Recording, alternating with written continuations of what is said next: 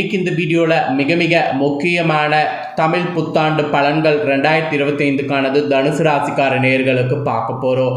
தனுசு ராசியில் பிறந்த நேயர்கள் வீடியோவை ஸ்கிப் பண்ணாமல் பாருங்கள்.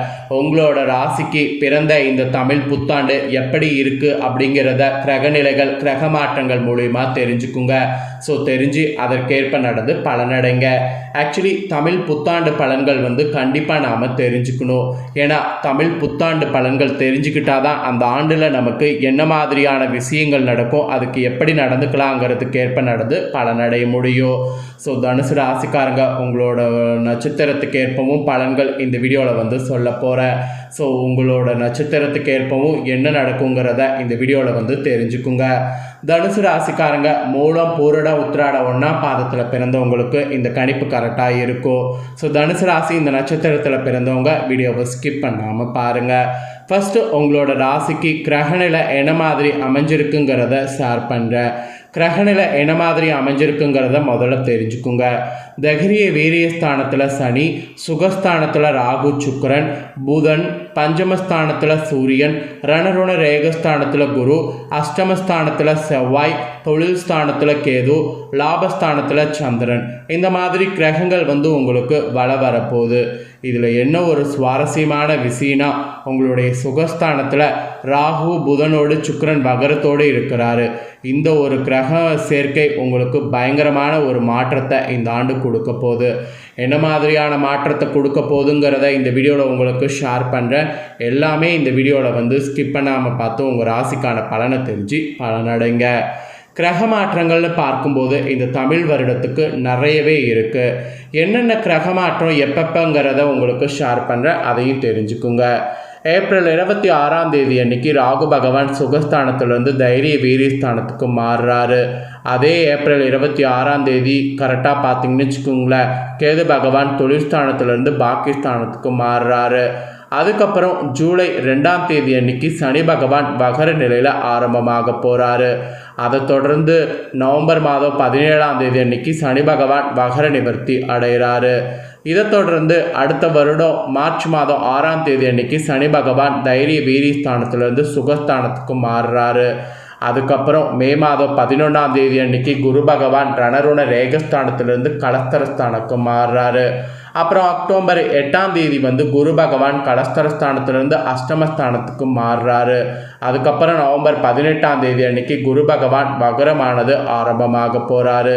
அதுக்கப்புறம் டிசம்பர் 21ஆம் தேதி அன்னைக்கு வகர நிலையில் இருக்கக்கூடிய குரு பகவான் அஷ்டமஸ்தானத்திலிருந்து விலகி கலஸ்தரஸ்தானத்துக்கு மாற போகிறாரு. அதுக்கப்புறம் அடுத்த வருடம் மார்ச் மாதம் 17ஆம் தேதி அன்னைக்கு குரு பகவான் வகர நிவர்த்தி ஆகிறாரு.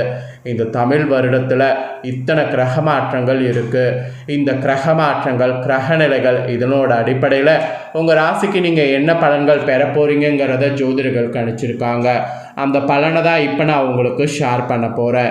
என்ன பலன் அப்படிங்கிறத நீங்கள் தெரிஞ்சு அந்த பலன்களுக்கேற்ப நடந்து பலன் பெறுங்க. வாங்க உங்களுக்கான பலன் என்னங்கிறத பார்க்கலாம். அதாவது தனது நேர்மையான நடவடிக்கையால் அனைவரையும் கட்டி போடக்கூடிய திறன் கொண்ட தனுசு ராசி அன்பர்களுக்கு இந்த ஆண்டு பார்த்தீங்கன்னு வச்சுக்கோங்களேன், உள்ளம் எண்ணம் சிந்தனை எல்லாம் மேலோங்கும். மனதில் புதிய சிறப்பான விஷயங்கள் தோன்றும். உங்களுடைய விவேகமானது கூடும். சில நேரங்களில் நீங்கள் தீர்க்கதரிசி என்று பாராட்டப்படக்கூடிய வகையில் உங்கள் மதிநுட்பம் வெளிப்படும். குழந்தைகளால் மகிழ்ச்சி கூடும். அகத்தின் அழகு முகத்தில் தெரியும் என்பது போல பேச்சில் வசீகரமும் முகத்தில் பொலிவோடு இந்த ஆண்டு காணப்படுவீங்க. நீண்ட நாளாக தள்ளி வைத்திருந்த வெளிநாட்டு பயணம் கைகூடும். உங்கள் காரியங்களை தன்னம்பிக்கையோடு செய்தீங்கன்னா முடிக்க முடியும். உடல் உபதைகளால் அவதிப்பட்டு வந்தவங்க நீங்கள் கண்டிப்பாக அதெல்லாம் நீங்கள் பெறுவீங்க. பெற்றோர் வழியில் மருத்துவ செலவுகள் என்று பெரிதாக எதுவும் ஏற்படாது. குழந்தை இல்லாமல் இருக்கக்கூடிய உங்கள் ராசிக்கு குழந்தை பாக்கியம் இந்த ஆண்டு உண்டாகும். அதே போல் சகோதர சகோதரிகளுக்கு நன்மைகளும் நலன்களும் உண்டாகும். அவர்களால் உங்களுக்கு அனுகூலம் ஏற்படும். பூர்வீக சொத்துக்களிலிருந்து வருமானம் வர தொடங்கும். வருமானம் எதிர்பார்த்ததற்கும் மேலாகவே கிடைக்கும். இதனால் சேமிப்பு திட்டங்களில் சேர்வீங்க. அசையும் அசையா சொத்துக்கள் வாங்கி வாழ்க்கை தரத்தை உங்களுக்கு உயர்த்தி கொள்ளக்கூடிய காலகட்டம் இது என்றால் மிகையாகாத ஒரு உண்மை இந்த வருடத்துக்கு. இந்த ஆண்டு பல அதிர்ஷ்ட வாய்ப்புகள் எதிர்பாராத விதத்தில் பெறுவீங்க. உங்களுடைய சிறிய முயற்சிகள் உங்களுக்கு பல மடங்கு வெற்றியை தேடித்தரும். ஆக்கப்பூர்வமாக சிந்தித்து சிறப்பாக செயலாற்றுவீங்க.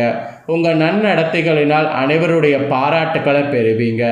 தர்ம காரியங்களில் ஆலய திருப்பணிகளில் ஈடுபட்டிங்கன்னா உங்களுக்கு அதிர்ஷ்டம் கொட்டோன்னு கொட்டுங்க. அப்புறம் உத்தியோகத்தில் இருக்கக்கூடிய உங்கள் ராசிக்காரங்களுக்கு விரும்பிய பணி உயர்வு மற்றும் ஊதிய உயர்வு இரண்டுமே கிடைக்கும். மேல் அதிகாரிகள் உங்களுடைய செயல்திறன் கண்டு பாராட்டி மேலும் சில முக்கிய பொறுப்புகளை ஒப்படைப்பாங்க. சிலர்லாம் அலுவலகத்தில் முக்கிய பயணங்கள் செய்து புதிய பயிற்சிகளை கற்று பயனடைவீங்க. ஸோ இந்த மாதிரியான அதிர்ஷ்டம் உங்கள் உத்தியோகத்தில் இருக்கிறவங்களுக்கு இந்த ஆண்டு கிடைக்கும். அப்புறம் வியாபாரக்காரங்களுக்கு கொடுக்கல் வாங்கல் விஷயமாக சுமூகமாக முடியும். கூட்டாளிகள் உங்களோட நட்போடு பழகுவாங்க. சிறிய முதலீடுகளில் பெரிய வருமானத்தை காண்பீங்க. ஸோ முதலீடு அப்போனா தாராளமாக பண்ணலாம் என்பது வியாபாரக்காரங்களுக்கு இந்த ஆண்டுக்கு குறிப்பிடப்பட்டிருக்கு.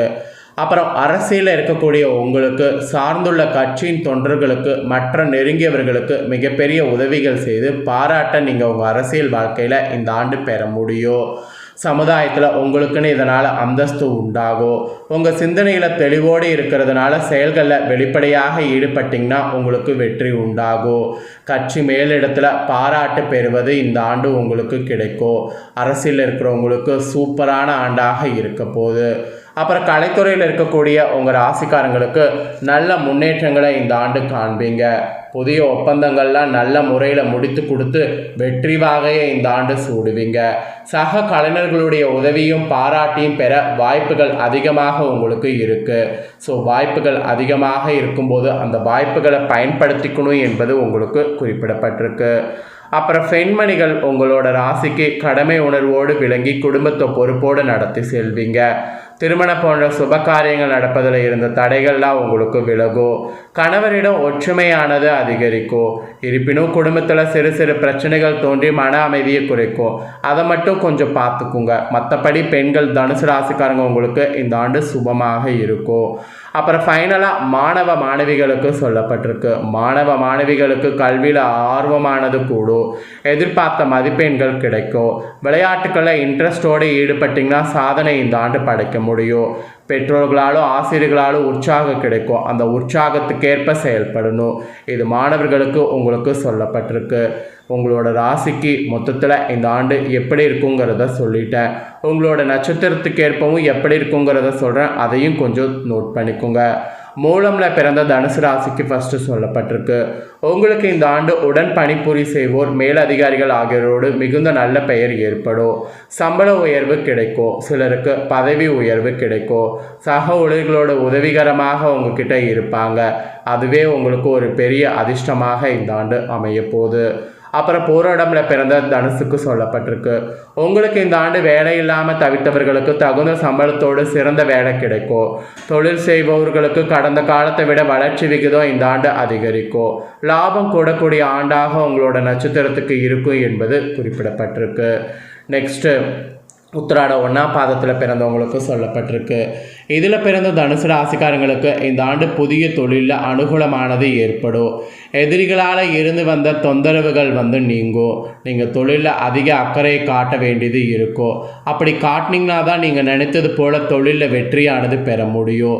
அதனால் உத்திராட 1ஆம் பாதத்தில் பிறந்த தனுசு ராசிக்காரங்க மட்டும் கொஞ்சம் எச்சரிக்கையாக இந்த ஆண்டு செயல்படணும். இது நட்சத்திரத்துக்கேற்ப உங்கள் ராசிக்கு சொல்லப்பட்ட பலன்கள்.